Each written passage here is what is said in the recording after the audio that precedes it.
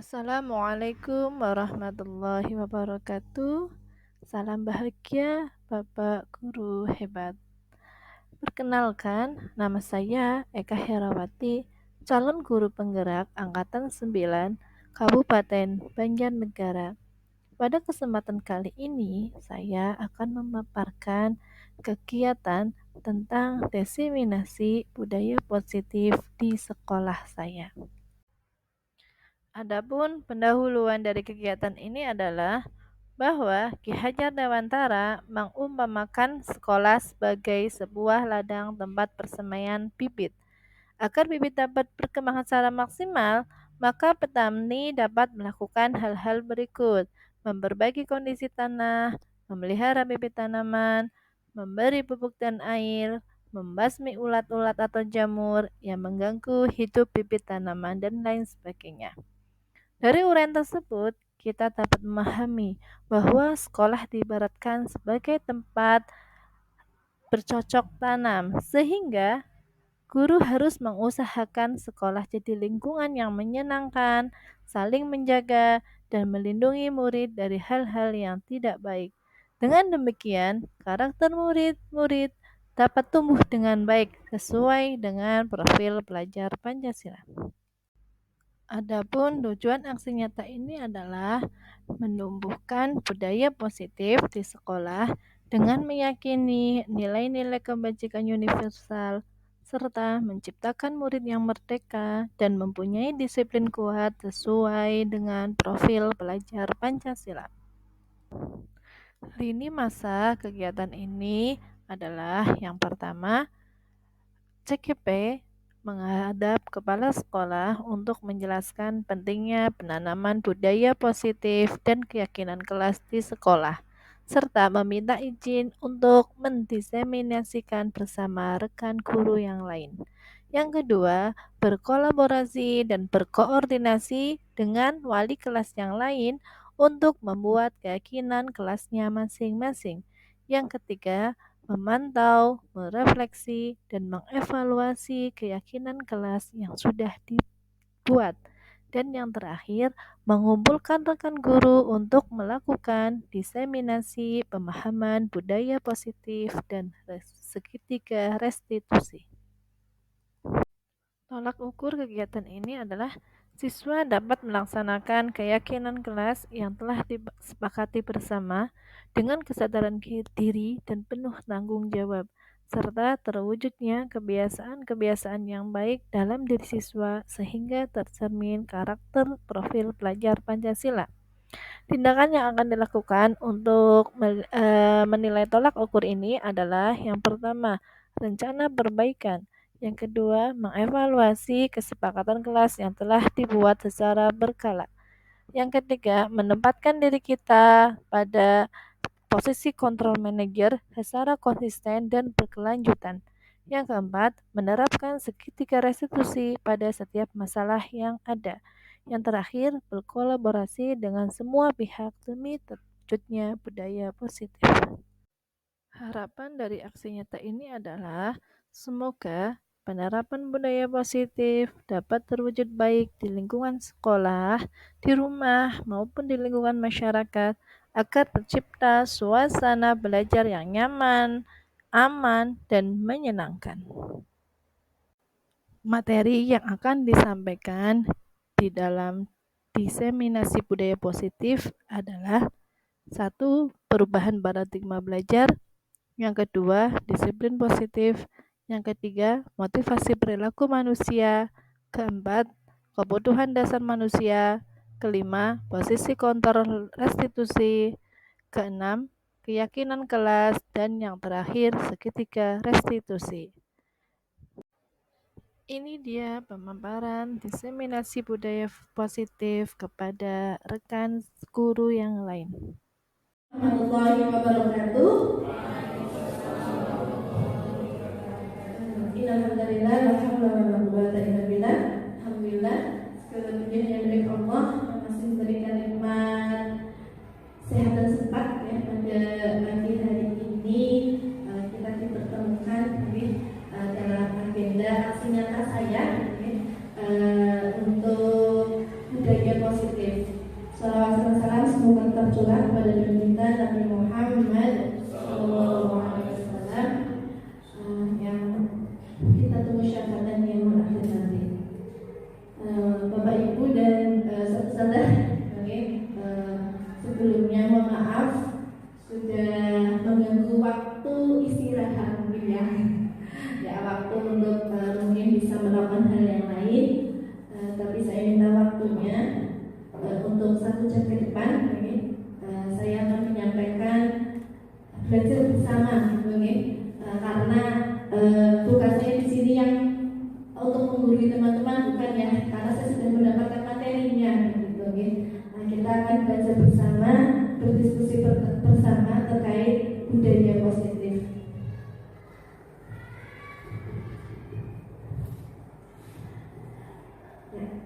Selamat datang ke Bapak Ibu guru hebat yang mari belajar bersama, berkolaborasi, saling mendukung dan mewujudkan budaya positif di sekolah kita tercinta ini.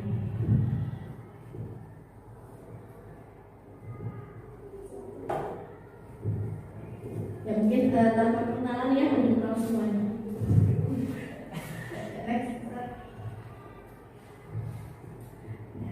Di modul budaya positif nanti ada 7 hal yang akan saya sampaikan ya. Yang pertama itu tentang perubahan paradigma belajar, terus disiplin positif, yang ketiga motivasi perilaku manusia, yang keempat kebutuhan dasar manusia, yang kelima posisi kontrol restitusi, yang keenam keyakinan kelas, dan yang ketujuh segitiga restitusi. Di paradigma baru ya, paradigma belajar dilatar belakangi dari filosofi pemikiran Ki Hajar Dewantoro bahwa guru diibaratkan itu seorang petani yang menuntun tumbuhnya tanaman agar tumbuh subur. Jadi ketika petani ingin tanamannya subur, bagaimana? Harus dipupuk gitu ya, harus disayang gitu ya Bu ya. Nah, terus begitu juga ketika seorang petani itu menanam padi, pasti tumbuhnya padi gitu ya, menanam jagung pasti tumbuhnya jagung gitu ya. Nah, sekolah itu diibaratkan sebagai tanah, tempat untuk bercocok tanam, sehingga seorang guru itu perlu mengusahakan agar sekolah menjadi sebuah lingkungan yang menyenangkan, aman, nyaman, dan untuk bertumbuh serta dapat menjaga dan melindungi setiap murid dari hal-hal yang kurang bermanfaat atau bahkan mengganggu perkembangan potensi murid. Nah, jadi kita sebagai seorang guru itu harus tadi ya menjadikan sekolah ini tempat yang nyaman buat murid-murid kita, tempat yang aman buat murid-murid kita, ya, dan tempat untuk mengembangkan potensi yang dimiliki oleh murid kita. Lingkungan positif nanti akan menjadi sebuah kebiasaan yang baik. Dari kebiasaan yang baik akan membentuk karakter yang baik. Dan karakter yang baik ini nanti akan menimbulkan budaya positif yang ada di sekolah kita. Nah, ketika budaya positif tersebut sudah, karakter baik yang sudah terbentuk di sekolah kita, maka anak-anak itu atau murid kita itu ya akan melakukan sebuah kebiasaan yang baik pula. Dan di sekolah ini akan terbentuk namanya budaya positif. Nah, pembelajaran dengan paradigma baru. Pembelajaran dengan paradigma baru ya, dirancang berdasarkan prinsip pembelajaran yang terdiferensiasi. Ya, sehingga siswa belajar sesuai dengan kebutuhan dari tahap perkembangan untuk mewujudkan profil belajar Pancasila. Nah, di kurikulum Merdeka kita mengenal pembelajaran berdiferensiasi. Ya. Jadi kebutuhan murid, setiap murid itu memiliki potensi yang berbeda, memiliki minat yang berbeda, gaya belajar yang berbeda. Kita sebagai seorang guru itu harus memenuhi kebutuhan itu semua. Anak-anak yang mungkin gaya belajarnya auditori, ya, bagaimana kita memfasilitasi anak-anak yang auditori, visual ya, kita bagaimana kita memberikan fasilitas kepada anak-anak yang dari misalnya visual, kinestetik pun sama. Ya, di kelas kita kan insya Allah ada anak-anak semua ya, tidak mungkin sejenis atau seragam visual semua tidak, tapi kita di kelas itu pasti anaknya ada yang auditori, visual, sama kinestetik. Nah, kita memfasilitasi itu semuanya. Itu namanya pembelajaran berdiferensiasi. Disiplin positif. Nah, ini ada sebuah permainan ya terkait disiplin positif. Coba satu saja ya, kepalkan tangannya. Ya, nanti ya. Tugas Anda adalah mengepalkan salah satu tangan Anda. Coba Anda bayangkan bahwa Anda menyimpan sesuatu yang sangat berharga. Terus benda tersebut pasti kita akan pertahankan kan? Benda yang ada di kepala kita itu pasti akan kita pertahankan. Dari tadi ketika mungkin teman kita mau atau orang lain mau ingin membuka, nah pasti karena ada sesuatu yang berharga yang ada di dalam kepala kita masih akan berusaha untuk mempertahankannya, biar tidak kepala ini tidak lepas begitu.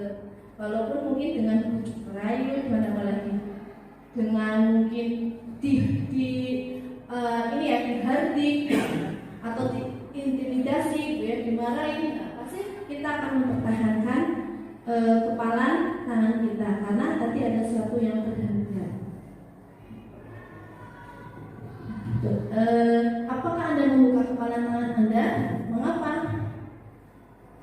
Pasti ya, karena ya mungkin di dalam kepala tangan kita ada berlian kali ya. Pasti ya kita akan mempertahankan. Next. Ini ya, Dr. William Glasser dalam mengontrol teori yang kemudian hari berkembang dinamakan voice theory, meluruskan beberapa miskonsepsi tentang makna kontrol. Ini ya. Yang pertama yaitu ilusi guru mengontrol murid. Yang kedua, ilusi bahwa membuat orang merasa bersalah dapat menguatkan karakter. Yang ketiga, ilusi bahwa semua pengaturan positif efektif dan bermanfaat. Yang keempat, ilusi bahwa orang dewasa memiliki hak untuk memaksa. Nah, ini ya, teori ini terkadang kita sebagai seorang guru itu kepada murid kita bahwa sesuatu yang kita paksakan, misal mungkin contohnya kita memaksakan anak untuk bersikap dengan mungkin dengan memarahinya ya, mungkin dengan memaksa anak tersebut biar tidak melakukan hal itu tanpa keinginan dia atau paksaan dari gurunya. Nah, terkadang kita sebagai seorang guru itu dengan paksaan itu akan membuat anak tersebut menjadi tadi ya baik atau menjadi wasit, ternyata itu tidak. Jadi sebuah paksaan itu tidak akan menguatkan kebaikan dari si murid tersebut. Nah, jadi kita itu meyakinkan bukan memaksa. Maksudnya kita dengan sebuah pertanyaan apakah itu boleh, misal ada anak yang sedang makan sambil berdiri, ya, kita terkadang kita kan mas makan duduk gitu ya, silakan duduk. Ternyata itu jadi kita ada pertanyaan, mas apakah dengan berdiri itu makan dengan berdiri itu baik, sopan, atau apakah itu sudah adabnya? Kita bertanya. Mereka pasti kan akan menjawab tidak. Nah, baiknya gimana? Nah, itu kan ada timbul dalam diri si anak tersebut. Jadi ya ternyata makan sambil berdiri itu bukan adabnya makan. Ya. Apa makna disiplin itu? Yang pertama, kebanyakan orang akan menghubungkan kata disiplin dengan tata tertib, teratur, dan kepatuhan pada peraturan. Ya, kata disiplin. Nah, biasanya kita nanti ya kebanyakan itu hubungan berkaitan dengan peraturan atau tata tertib yang ada di sekolah kita itu ya, atau kepatuhan terhadap peraturan. dihubungkan dengan hukuman. Padahal itu sungguh berbeda ya. Karena belajar tentang disiplin positif tidak harus memberi hukuman. Justru itu adalah salah satu alternatif terakhir dan bila perlu tidak digunakan sama sekali. Terus dalam budaya kita makna disiplin dimaknai menjadi sesuatu yang dilakukan seseorang pada orang lain untuk mendapat kepatuhan. Kita cenderung menghubungkan kata disiplin dengan tidak kenyamanan. Nah, biasanya kan seperti itu ya kita ya, kayak saya juga masih kata disiplin itu ya berarti anak harus tertib gitu ya, anak harus apalagi patuh gitu ya, harus patuh, harus tertib. Nah, ternyata disiplin itu tidak ya. Jadi ketika anak ini disiplin itu dari dalam hati si anak tersebut. Karena yang bisa ya mengontrol diri kita itu bukan orang lain. Yang bisa mengontrol diri kita adalah diri kita sendiri. Oke. Nah, jadi tadi ya kenapa kita tidak boleh mengontrol murid kita ya, karena tadi yang bisa mengontrol diri kita adalah diri kita sendiri, bukan orang lain. Disiplin berasal dari kata disklipsna yang artinya belajar. Jadi disiplin yang membuat orang menggali potensinya menuju sebuah tujuan mulia, apa yang dia hargai dan bermakna. Kata disiplin, kata lain ya, disiplin diri juga mempelajari bagaimana cara kita mengontrol diri ya, dan bagaimana menguasai diri untuk memilih tindakan yang mengacu pada nilai-nilai yang kita hargai agar tercapai tujuan mulia yang diinginkan. Jadi, seorang yang memiliki disiplin diri berarti mereka bisa bertanggung jawab terhadap apa yang dilakukannya karena mereka mendasarkan tindakan mereka dengan nilai-nilai kebajikan universal. Nah, jadi yang bisa mengontrol diri kita adalah diri kita sendiri, ya, bukan orang lain. Jadi yang bisa mengontrol siswa itu ya siswa itu sendiri, murid itu sendiri. Nah, kita hanya nanti mungkin menuntun saja. Ketika ada anak yang tidak sesuai dengan apa yang kita harapkan, gitu ya, maka tidak langsung menghukumnya, tidak langsung mungkin dengan apa ya namanya memarahinya gitu ya. Tapi insya Allah kalau di sini nggak ada yang memarahi ya, mungkin dengan tegas gitu ya, tegasannya. Apa itu nilai-nilai kebajikan universal ya? Nilai-nilai kebajikan adalah sifat-sifat positif manusia yang merupakan tujuan mulia yang ingin dicapai setiap individu. Nilai-nilai tersebut bersifat universal dan lintas bahasa, suku, bangsa, agama maupun latar belakang. Nah, nilai-nilai universal, ya, nilai-nilai kebajikan universal yang ingin dicapai oleh murid kita yaitu yang kita kenal dengan profil pelajar Pancasila. Apa aja profil pelajar Pancasila? Apa ya Ustaz Sakarno? Profil pelajar Pancasila, ya. Mandiri, apalagi? Iya benar, tadi ada kayaknya contohnya ya. Beriman dan bertakwa kepada Tuhan Yang Maha Esa dan berakhlak mulia. Ya, berkebinekaan global, bernalar kritis, mandiri, terus kreatif. Ya, kreatif terus apalagi gotong royong ya. Dan 6 ya. 6 profil belajar Pancasila. Nah, itu harus wajib itu ya. Di kita ini ya hafalkan ya. Nah, jadi anak-anak murid kita itu harus nanti ya memiliki profil belajar Pancasila. Dan insya Allah ini pun sudah, kalau di SKL kita juga sudah ada ya, di LPSI kita juga insya Allah sudah ada ya, profil belajar Pancasila. Beriman, bertakwa yang kepada Tuhan Yang Maha Esa dan berakhlak mulia. Terus mandiri, benar kritis, berkebinekaan global, bergotong royong dan kreatif, gitu ya. Jadi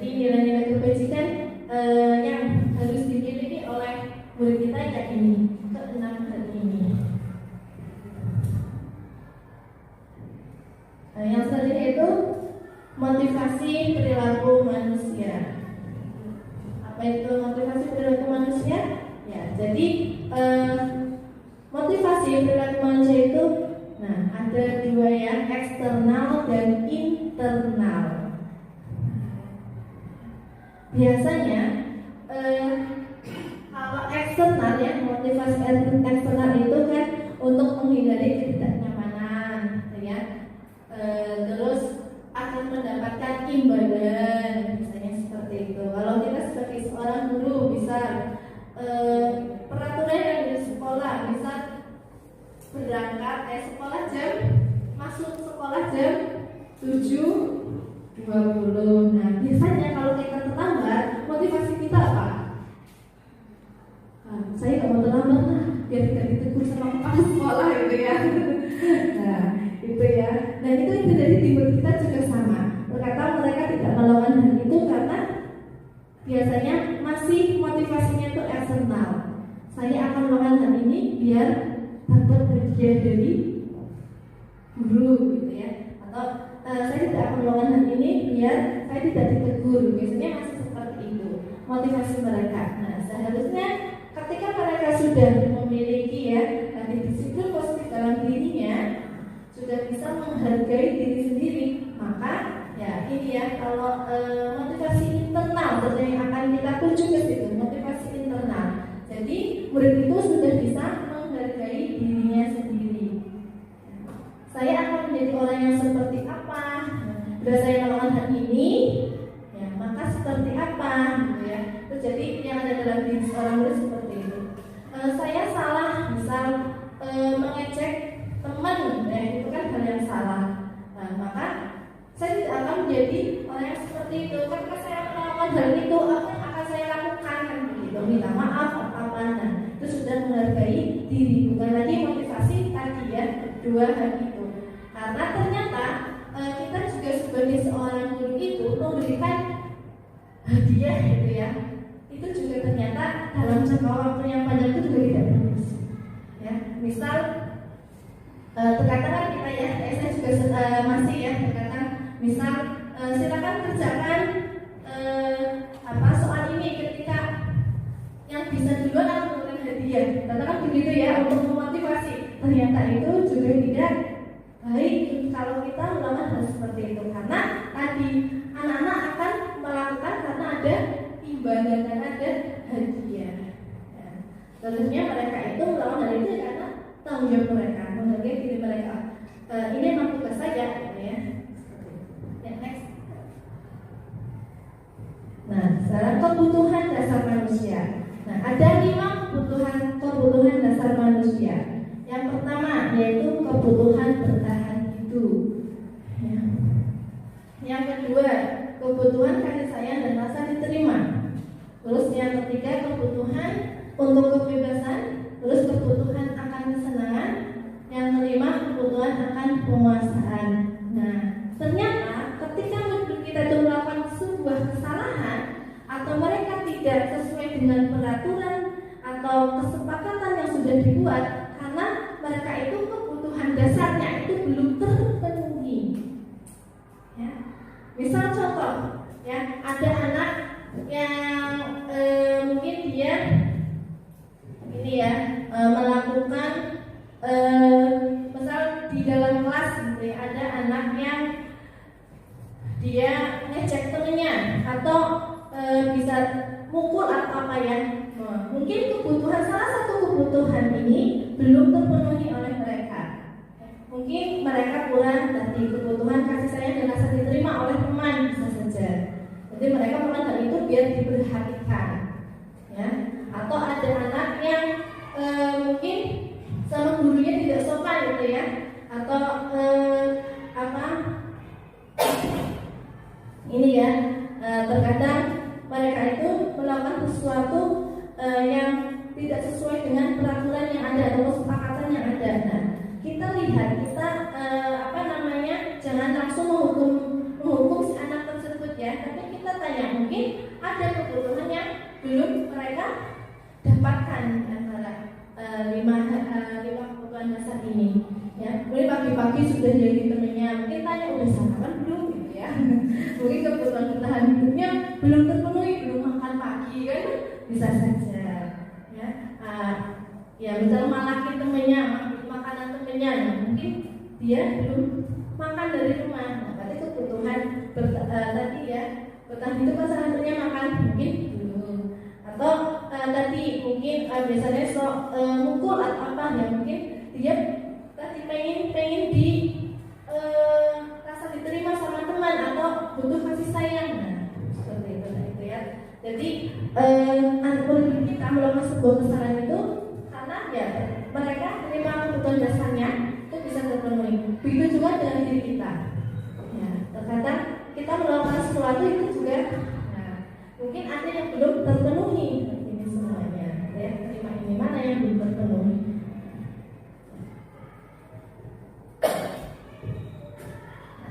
Ini ya, ini ada sebuah kasus contoh. Mungkin teman-teman bisa membacanya kasus contoh ini ya. Jadi Ibu Abah, guru wali kelas 2A di SD Pelita Hati, ya, sedang bingung menghadapi ulah salah satu muridnya, ya. Doni.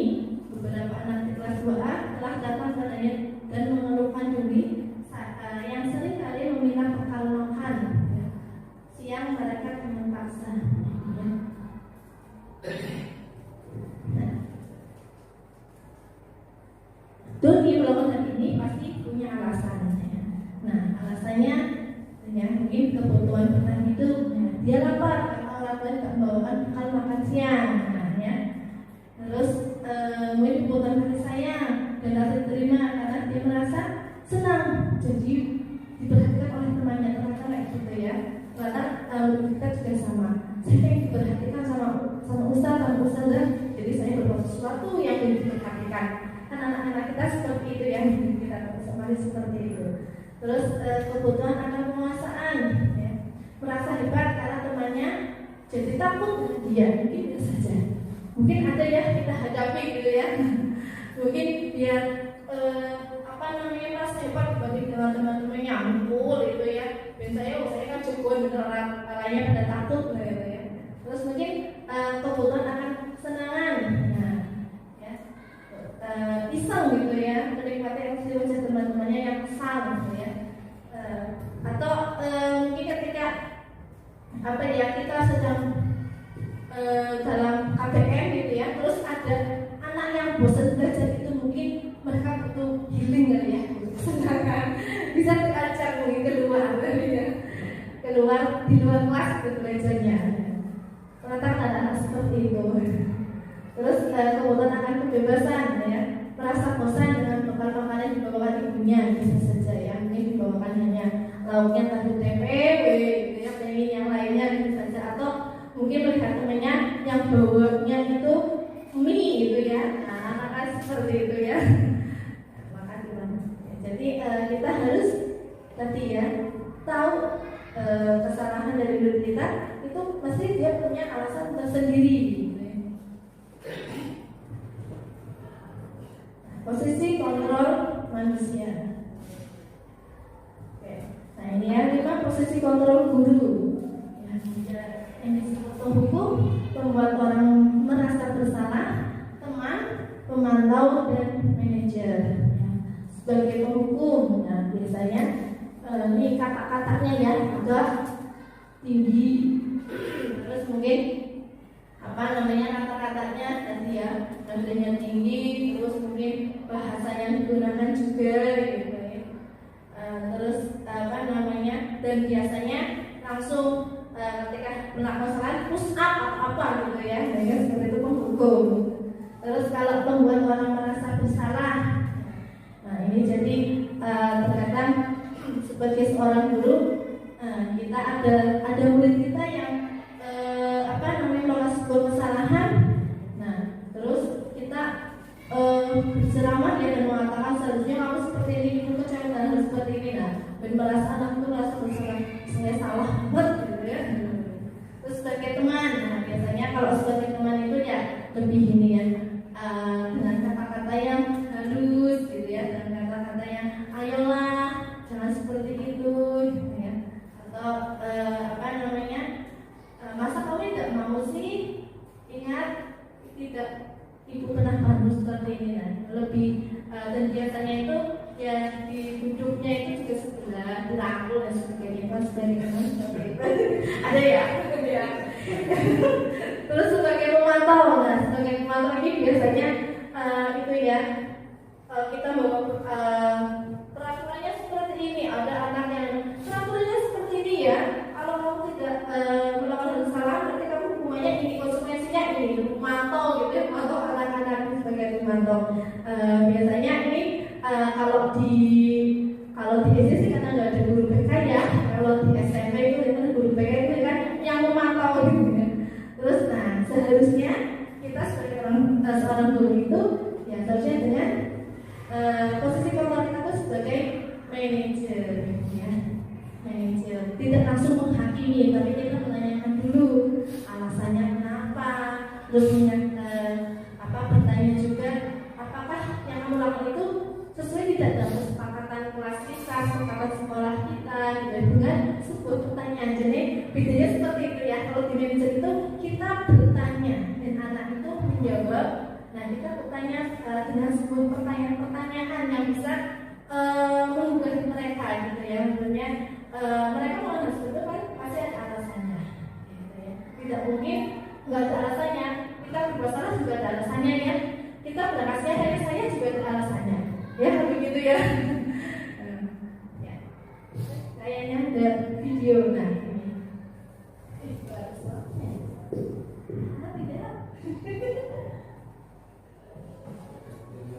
Ini nggak ada speakernya.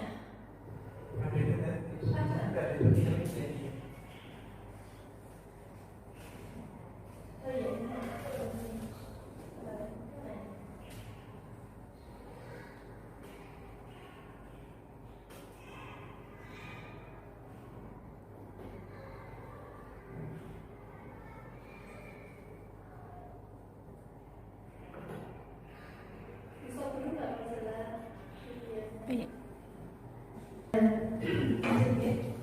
Maaf ya, itu ya terus ada video ya, itu ketika tadi ya 5 kontrol guru gitu ya sebagai penghukum. Nah, biasanya lebih di tadi ya di bahasa yang digunakan, kata-kata yang digunakan. Nah, tadi 5 kontrol guru ada penghukum, membuat orang merasa bersalah, terus sebagai pemantau, ya, terus sebagai teman ya, dan manajer. Nah kita sebagai seorang guru tadi yang kita ambilnya nomor 5 itu sebagai seorang manajer ya. Namanya manajer itu kalau di sebuah perusahaan ya, ketika ada anak buahnya yang melakukan kesalahan itu kan pasti ditanyakan gitu ya alasannya apa dan apa ya. Nah, jadi kita sebagai seorang guru pun sama, ketika ada anak yang melakukan sebuah kesalahan maka ya dengan sebuah pertanyaan ya, bukan langsung mengganti anak tersebut kamu salah harus seperti ini, tidak ya, tapi di situ ada kesepakatan yang akan kita buat antara kita dengan murid kita. Dan kita juga menanyakan dulu gitu ya alasan yang mereka lakukan kenapa berbuat seperti itu. Pasti setiap murid kita gitu ya melakukan sebuah kesalahan pasti ada alasannya. Selanjutnya itu keyakinan kelas. Apa itu keyakinan kelas gitu ya? Keyakinan kelas adalah ya biasanya kita kenal dengan peraturan gitu ya. Tapi ketika sebuah peraturan itu biasanya sepihak yang membuat adalah guru. Nah, bedanya dengan keyakinan kelas, kalau keyakinan kelas itu berarti ada dua arah di sini. Ada kesepakatan dengan murid gitu ya. Dan guru tersebut. Jadi melibatkan murid untuk membuat sebuah kesepakatan yang ada di kelasnya. Kalau di sekolahan berarti ya kesepakatan sekolah gitu ya. Mungkin melibatkan, kalau sekolah kan biasanya kalau sekolah yang melibatkan banyak orang gitu ya, di situ. Jadi tidak sepihak. Kalau peraturan kan lebih ke sepihak, tertib itu lebih sepihak yang membuat guru gitu ya. Kalau kesepakatan kelas ya berarti ada dua arah di situ, ada murid dan ada guru. Terus dalam membuat kegiatan kelas juga tadi ya jangan lupa melibatkan nilai-nilai kebencian yang tadi awal. Seperti contohnya ini ya, misal kita memakai helm ketika mengendarai sepeda motor, itu yakin untuk apa coba?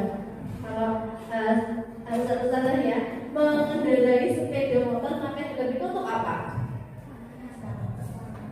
Untuk keselamatan kan ya, jadi untuk keselamatan berarti walaupun jaraknya dekat pun harus memakai helm gitu kan, karena itu untuk keselamatan. Tapi biasanya kalau jaraknya dekat tidak melakukan, karena gunanya itu apa ya, biar tidak ditilang gitu.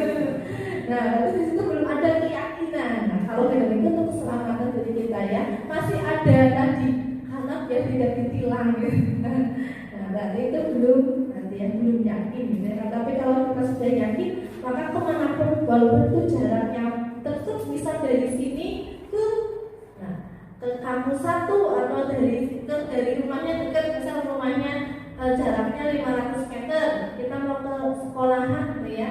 Kalau pakai sepeda motor ya, tapi karena helm itu keselamatan ya, maka kita akan memakai helmnya ya. Walaupun mungkin itu di area perkampungan gitu, mungkin nggak ada polisi gitu, tetap kita memakai. Ya, itu keyakinan kelas. Terus tadi ya berkaitan dengan tadi mengendarai helm ketika mengendarai sepeda motor. Terus ini ya juga kita menggunakan masker dan mencuci tangan, gunanya untuk apa? Ya untuk kesehatan kita ya, untuk kesehatan kita, gitu. Bukan untuk hal-hal yang lainnya. Tapi ya kita yakin kalau pakai masker itu ya untuk kesehatan. Nilai-nilai keselamatan atau kesehatan inilah yang kita sebut dengan suatu keyakinan, yaitu nilai-nilai kebajikan universal yang disepakati secara tersirat dan tersurat, lepas dari latar belakang suku, negara, bahasa maupun agama. Nah, kalau keyakinan di kelas juga sama, gitu ya. Kesepakatan di kelas juga sama, harus sesuai dengan tersebut. Misal contohnya membuang sampah pada tempatnya, ya. Nah, kalau kita itu gunanya apa? Keyakinan kalau kita membuat sampah di tempat itu keyakinannya apa? Nilai kebajikan universalnya. Demi apa? Untuk apa maksudnya?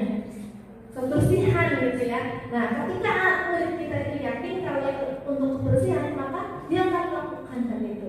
Tapi biasanya yang ada dalam murid kita itu belum keyakinan, tapi biar tidak ditegur sama ustadznya gitu ya. Biar tidak ditegur sama ustadznya gitu ya. Biasanya seperti itu. Nah, itu yang harus kita pupuk kepada anak-anak murid kita tentang keyakinan itu sendiri ya. Next. Terus keyakinan kelas bersifat lebih abstrak daripada peraturan yang lebih rinci dan konkret. Terus keyakinan kelas berupa pernyataan-pernyataan universal tadi ya, keselamatan, kebersihan, ya, keindahan mungkin ya. Pernyataan kelas senantiasa dibuat dalam bentuk positif, jadi kata-katanya positif. Bukan kata-katanya ini kalau peraturan dilarang membuang sampah sembarangan, itu apa lagi? Dilarang makan sambil berdiri. Nah, beliau kebetulan seperti itu ya. Ada kata-kata di situ dilarang, jangan gitu. Nah, kalau keyakinan kelas berarti dengan kata-kata yang positif. Nah, kita rubah. Ya, kita merubah kata-kata dilarang, jangan dengan kata-kata yang positif. Terus keyakinan kelas hendaknya tidak terlalu banyak, sehingga mudah diingat dan dipahami oleh warga kelas. Jadi nggak usah banyak, sedikit saja. Ya, misal keyakinan kelas di kelas kita ya kita sedikit aja 5 atau berapa, tapi biar anak-anak tidak ya beban kita itu tidak lupa dengan keyakinan yang sudah disepakati bersama. Terus keyakinan kelas sebaiknya sesuatu yang dapat diterapkan di lingkungan tersebut. Ya. Terus semua warga kelas hendaknya ikut berkontribusi dalam pembuatan keyakinan kelas lewat kegiatan curah pendapat.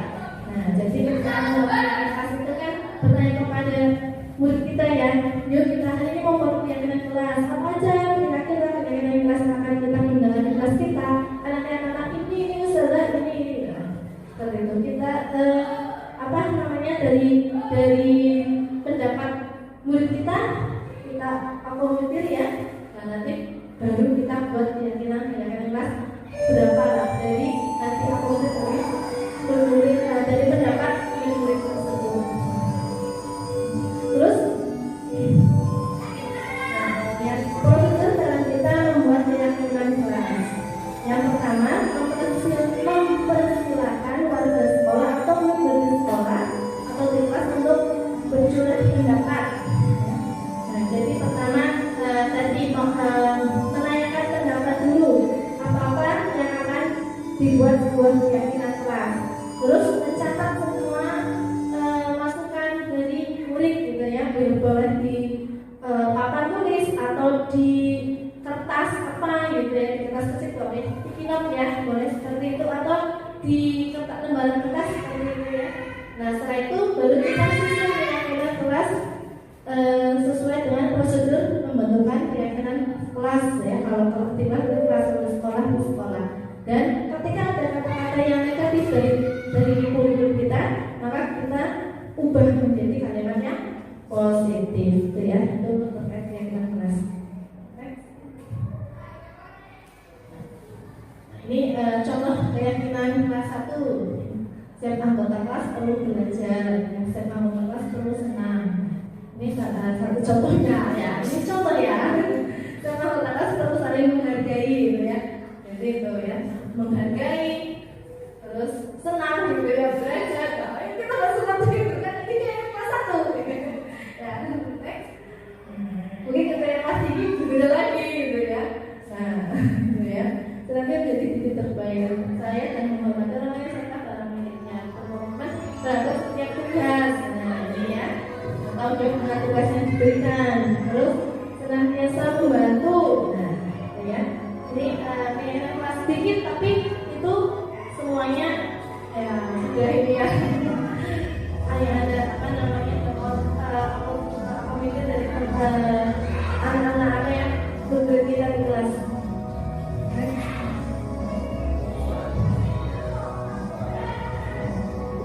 Dan yang terakhir yaitu terkait segitiga restitusi. Kita pernah berbuat kesalahan saya tentang segitiga restitusi ya. Jadi ketika ada anak murid kita yang melakukan sebuah kesalahan, nah tadi ya, kalau kita sebagai seorang manajer maka kita harus melakukan yang namanya segitiga restitusi. Segitiga restitusi itu ada 3 hal yang perlu kita lakukan, yaitu menstabilkan identitas, terus validasi kebutuhan, sama menanyakan keyakinan ya. Jadi keyakinan kelas yang sudah disepakati yang dia langgar itu apa, kita tanyakan. Nah, ya, menstabilkan identitas bertujuan untuk mengubah identitas anak dari anak yang gagal menjadi ya, karena tadi melakukan sebuah kesalahan gitu ya, menjadi orang yang sukses ya. Guru berkata saya berbuat salah itu tidak apa-apa ya. Terus tidak ada manusia yang sempurna ya. Terus saya juga pernah melakukan salah itu gitu ya. Jadi kita menanyakan ya, menanyakan anak kalau ya namanya orang itu pernah berbuat kesalahan gitu ya, menanyakan itu ya. Tidak langsung kamu salah terus ya, menanyakan gitu. Terus yang kedua yaitu validasi tindakan yang salah ya. Membantu murid mengenali kebutuhan dasar yang ingin dipenuhi ketika melakukan kesalahan itu ya. Pada dasarnya setiap tindakan manusia tujuannya adalah memenuhi kebutuhan yang dasarnya ya. Tadi yang awal kebutuhan hidup, terus rasa terima, rasa sayang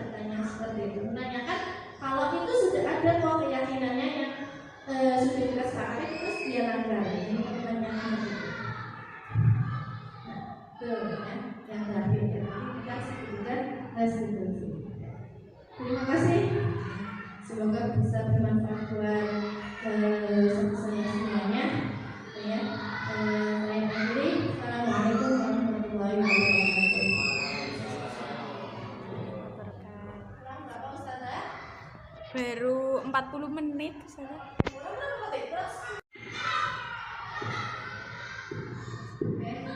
Itu nih saudara yang saya sampaikan. Mungkin sebelum saya akhiri mungkin ada yang mau ditanyakan begitu ya. Monggo dipersilakan. Mungkin ada yang belum jelas atau apa, monggo boleh ditanyakan. Yang bertanya aku setelah no, udah paham banget ya.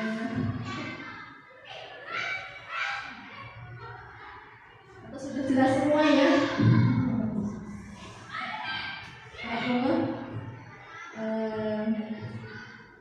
Sahabat Araf mau ditanyakan? Sahabat Evi?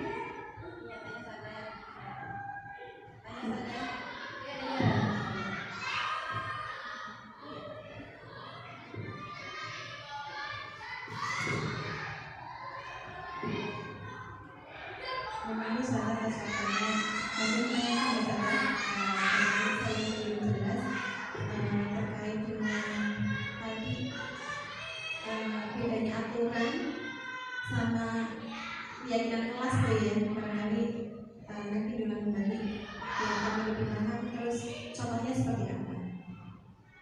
Terima kasih saya.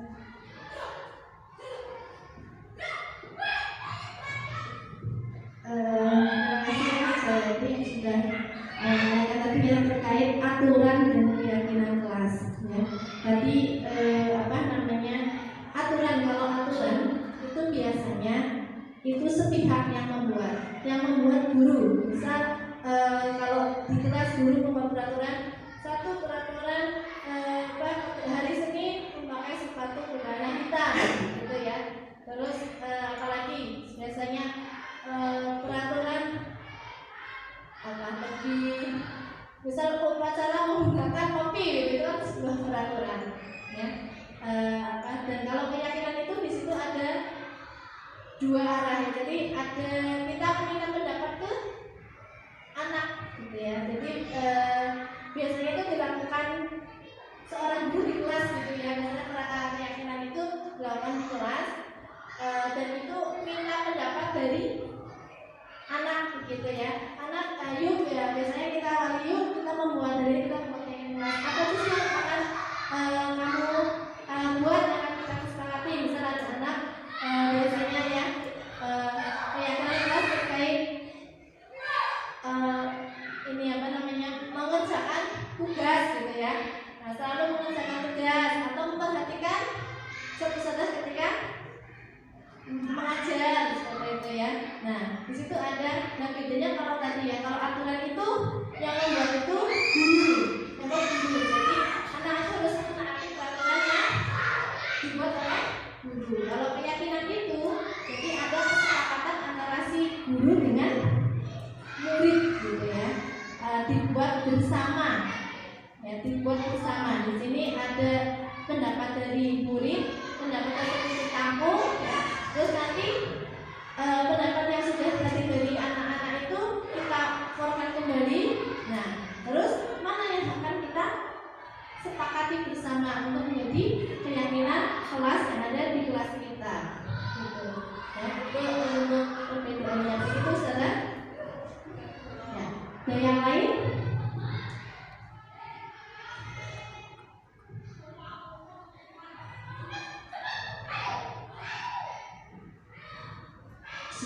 Ada yang lain saudara? Ada? Ya. Kalau tidak ada, semoga nanti ya kita bisa menjadi guru yang posisi ya, kalau kita posisi kita tadi ya sebagai seorang manajer gitu ya. Dan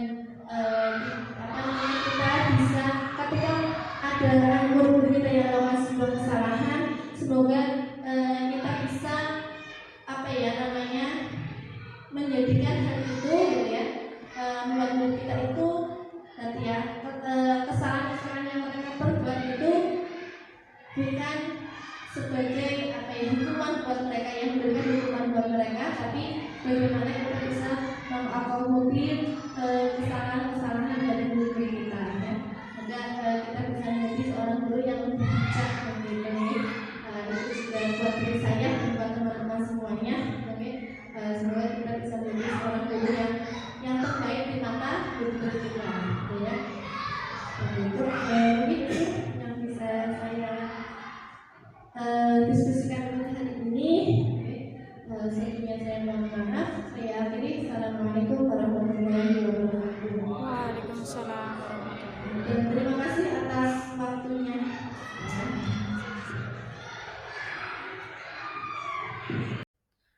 Terima kasih.